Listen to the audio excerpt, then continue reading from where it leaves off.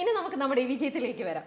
ഈ വിജയം ദിലീപേട്ടൻ നേരത്തെ തന്നെ പ്രതീക്ഷിച്ചിരുന്നോ ഈ ഒരു സാധനം ടേക്ക് ഓഫ് ചെയ്യുന്നോ? അല്ല, കഥ കേൾക്കുമ്പോൾ എന്തായാലും ഇതൊരു നല്ല സിനിമയായിരിക്കും എന്നുള്ളൊരു പ്രതീക്ഷ മനസ്സിലുണ്ടായിരുന്നു. അതുകൊണ്ടാണ് ഞാൻ ആദ്യം തന്നെ ചോദിച്ചത്, വിനീത് ഇത് ആരാ പ്രൊഡ്യൂസ് ചെയ്യുന്നത് എന്ന് ചോദിച്ചപ്പോൾ പറഞ്ഞു, ചേട്ടാ അങ്ങനെ തീരുമാനമൊന്നും ആയിട്ടില്ല, ഇനി നമ്മൾ ചേട്ടൻ ഓക്കെ ആണെങ്കിൽ അടുത്ത പരിപാടി.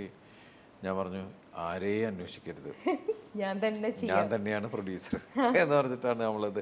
കാരണം ഒരു ചില കാര്യങ്ങൾ കേൾക്കുമ്പോൾ ഉണ്ടാകുന്നൊരു പോസിറ്റീവ് വൈബും, അതുപോലെ തന്നെ എനിക്ക് ഈ കഥ കേട്ടപ്പോൾ ഈ പവിത്രനെ എനിക്ക് ഭയങ്കരമായിട്ട് ഇഷ്ടമായി. കാരണം ഒരു ശുദ്ധനായ ഒരാൾ, അയാൾ ഇപ്പോഴത്തേതായിട്ടുള്ളൊരു കാര്യമാണ്, അയാൾ വലിയ ശ്രദ്ധയൊന്നുമില്ല. കാരണം അയാൾ മൊത്തം ഒരു ആഡംബര ഫ്ലാറ്റിൻ്റെ കെയർ ടേക്കറാണ്, നൈറ്റിൽ സെക്യൂരിറ്റിയാണ്. 10-18 വർഷം അയാൾ ഗൾഫിലായിരുന്നു. അയാൾ മറ്റുള്ള നമ്മൾ പറയുന്നുള്ളൂ, കാരണം ഫാമിലിക്ക് വേണ്ടി ജീവിച്ച് അങ്ങനെ പോയ ഒരാൾ. അയാളുടെ ജീവിതത്തിൽ ഒരു കല്യാണം കഴിക്കാൻ പോലും അയാൾക്ക് വേണ്ടിയിട്ട് അതിനു വേണ്ടി ശ്രമിക്കാൻ പോലും ഒരാളുണ്ടായിരുന്നില്ല. എല്ലാവരുടെ കാര്യങ്ങളായിട്ട് പോയി. അങ്ങനെ ജീവിതത്തിൽ കല്യാണ പ്രായവും കഴിഞ്ഞ് മുന്നിലേക്ക് പോയിക്കൊണ്ടിരുന്ന ഒരാൾ. അപ്പോൾ അയാളൊരു പ്രണയത്തിൽ പെടുന്നതും, അയാളുടെ രസകരമായ കുറേ സീക്വൻസുകളുണ്ട് ഈ സിനിമയിൽ. അപ്പോൾ അതൊക്കെ കേട്ടപ്പോൾ എനിക്കൊരു ഇഷ്ടം വന്നാണ്. പവിത്രനെ ഞാൻ ഭയങ്കരമായിട്ട് എൻജോയ് ചെയ്തതാണ് ശരിക്കും. അതാണ് ഓരോ സീൻ ബൈ സീൻ കാണുമ്പോൾ ശരിക്കും അറിയാൻ പറ്റുന്നുണ്ട് ആ സാധനം.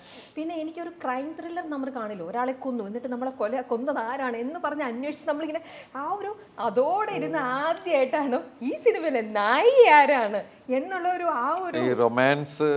റൊമാൻസിലെ സസ്പെൻസ് അന്വേഷിച്ചെടുക്കുക. ശരിക്കും എനിക്ക് തോന്നി ഇതിനു മുമ്പേ ഇത്ര അധികം ചുറ്റപ്പെട്ട നായകന്മാരായിട്ട് എനിക്ക് ഓർമ്മയിൽ പെട്ടെന്ന് വന്നത് സമ്മർ ഇൻ ബാത്തിലേക്ക് മാത്രമേ ഉള്ളൂ. അതിനകത്തും ഇത്രയ്ക്കൊരു സാധനം എനിക്ക് ഫീൽ ചെയ്തിട്ടില്ല. ഓക്കെ, അത് ഇതിലേതെങ്കിലും ഒരാളായിരിക്കും, ഇതായിരിക്കും. പക്ഷെ ഇത് ഭയങ്കര ക്യൂരിയോസിറ്റി ആയിരുന്നു. ഇതായിരിക്കും ആദ്യം ഞങ്ങൾ വിചാരിച്ച ഒരാളായിരിക്കുന്നു, കുറച്ച് കഴിഞ്ഞപ്പം വിചാരിച്ചു, പിന്നെ ഞാനും മോളും കൂടെ ഫൈറ്റ് ആയി, അല്ല അതാണ് ഇതാണ് അവസാനം ക്ലൈമാക്സിൽ. അത് ഭയങ്കര അത് നിങ്ങൾ കാണണം, ഭയങ്കര ത്രില്ലിംഗ് ആയിട്ടുള്ള ഒരു ക്ലൈമാക്സ് തന്നെയാണ്. നായികയ്ക്ക് വേണ്ടിയിട്ട് ഇത്രയ്ക്കൊരു സംഭവം. എനിക്ക് തോന്നുന്നത് 5 നായികമാർ ഒരുമിച്ചിട്ടുള്ള ആദ്യത്തെ സിനിമ. അതെ, ദിലീപേട്ടൻ്റെ ഫസ്റ്റ് മൂവിയാ. അതെ. ആദ്യം നമ്മള് 5 പേരും പഴയ ആൾക്കാരെ എന്നുള്ളതായിരുന്നു. പിന്നെ അത് ആലോചിച്ച് കഴിഞ്ഞപ്പോൾ ചിലപ്പോൾ അത് അവരുടെ ഇടയിൽ ചിലപ്പോൾ അതൊരു ഈഗോ പ്രോബ്ലം വരുമോ, പിന്നെ നമുക്ക് ഡേറ്റ് പ്രോബ്ലം വരുമോ, ഇങ്ങനെ ഒരുപാട് കാര്യങ്ങൾ ആലോചിക്കും. പിന്നെ ജനം ഏത് രീതിയിൽ എടുക്കും, ഇങ്ങനെ കുറേ കൺഫ്യൂഷൻസ് വന്നപ്പോഴേ ഞാൻ പിന്നെ നമുക്ക് പുതിയ ആൾക്കാരെ ആലോചിച്ചാലോ. അവരെന്ന് വെച്ചാൽ ചേട്ടാ അത് എൻ്റെ മനസ്സിലുണ്ട്, പുതിയതാണെങ്കിൽ നമുക്ക് കുറേ ഒരു ലിബറലായിട്ട് നമുക്ക് വർക്ക് ചെയ്യാൻ പറ്റുന്ന, കാരണം ഡേറ്റ്സിന് പ്രോബ്ലം ഉണ്ടാവില്ല, നമ്മുടെ കൂടെ ഉണ്ടാവും. അപ്പോൾ എപ്പോൾ വേണേലും അങ്ങോട്ടും ഇങ്ങോട്ടും ഏത് സീൻ വേണേലും എടുക്കാം, അങ്ങനെയൊക്കെയുള്ള കാര്യങ്ങളുണ്ട്. പിന്നെ ഈ പഴയ ആൾക്കാർക്ക് ഇത് പുതിയ ആൾക്കാർക്ക് ഫീൽ ചെയ്യില്ല. അങ്ങനെ ഞാൻ പറഞ്ഞാൽ നമുക്കത് ഫിക്സ് ചെയ്യാം, അതിൽ വേറെ ടെൻഷനൊന്നുമില്ല. പക്ഷെ കണ്ടുപിടിക്കേണ്ട ഉത്തരവാദിത്വം വിനീതിൻ്റെയാണ് എന്ന് പറഞ്ഞിട്ടാണ് പിന്നെ ഓഡീഷനൊക്കെ വെച്ചിട്ട് പിന്നെ പിന്നെ ഓരോ ആൾക്കാരെ അവരുടെ വീഡിയോസൊക്കെ കണ്ട് ഇങ്ങനെ നമ്മുടെ അടുത്ത് കൊണ്ടുവരും. അങ്ങനെ നോക്കി നമുക്ക് ഇന്നാളെ അങ്ങനെയാണ്. കൂടുതൽ പണിയെടുത്തിരിക്കുന്നത് വിനീത് തന്നെ. ഫൈനലി നമ്മൾ അതിലേക്ക് എത്തിപ്പെട്ടപ്പോൾ ഓക്കെ ഇത് കറക്റ്റ് ആണല്ലേ എന്ന് പറഞ്ഞു. ഓക്കെ, ഇതിനാണ് പെർഫോമൻസ്, ഇതാണ് നമ്മൾ ഇങ്ങനെ ഫിക്സ് ചെയ്തേക്കണം. ഓക്കെ അതിൽ ഒരാൾ മാത്രമാണ് അതിന് മുമ്പ് ഏതൊരു സിനിമയിൽ അഭിനയിച്ചിട്ടുണ്ട്. അങ്ങനെ പക്ഷെ എന്നാലും കുഴപ്പമില്ല. പക്ഷെ ഈ സിനിമയ്ക്ക് എല്ലാവരും കറക്റ്റ് ആയിട്ടുള്ള എത്ര നായികമാരായി, എവിടെ തിരിഞ്ഞാൽ അടുത്ത സീനിൽ പുതിയൊരു നായിക, അങ്ങനത്തെ ഒരു സാധനം, അതൊരു വേറിട്ട ഒരു അനുഭവം തന്നെയായിരുന്നു. ഇനി നമുക്ക് ഈ പവിയിലേക്ക് വന്നു കഴിഞ്ഞാൽ, ഈ പവിനെ പോലെ തന്നെ ഒരു അങ്ങനത്തെ ഒരു ഒറ്റബുദ്ധിക്കാരനാണോ ശരിക്കും പറഞ്ഞ ദിലീപേട്ടൻ? എനിക്ക് എൻ്റെ അറിവിൽ ദിലീപേട്ടൻ അങ്ങനെ ഒരാളല്ല. ഇല്ല, പവിത്രനെ കുറിച്ചാണല്ലോ സംസാരിക്കുന്നത്. അതെ, അങ്ങനെയല്ല. അങ്ങനത്തെ എന്തെങ്കിലും ഒരു ഒറ്റബുദ്ധിയിൽ പവിത്രൻ എല്ലായിടത്തും പോയി അബദ്ധത്തിൽ പെടുവാണ്. എത്ര അബദ്ധങ്ങളാണ്. ഇയാൾക്ക് ഒരു ആവശ്യമില്ല. ഇപ്പൊ ഞാന് വിനീതന്നെ അത് പറഞ്ഞ് കളിയാക്കും, ചില ഞാനിത് നിങ്ങളിലാണ് കണ്ടേക്കണേ.